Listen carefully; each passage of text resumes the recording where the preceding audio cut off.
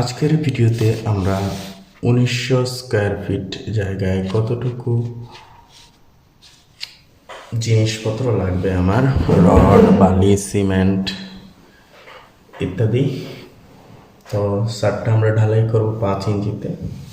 তো চলুন আমরা ভিডিওটি শুরু করছি। তো ভিডিওতে আপনারা শিখতে পারবেন কি পরিমাণ রড, কি পরিমাণ বালি, কি পরিমাণ সিমেন্ট লাগবে।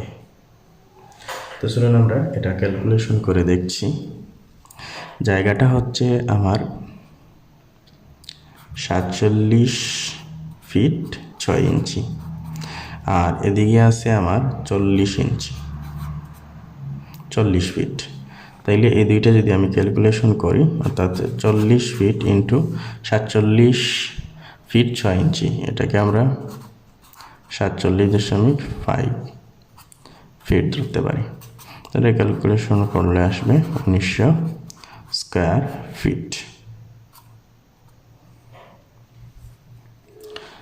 তো আজকের এই জায়গায় কত স্কয়ার ফিট সেটা ক্যালকুলেশন করব আমরা। নেক্সট দিন এটার ভলিউম দেখব।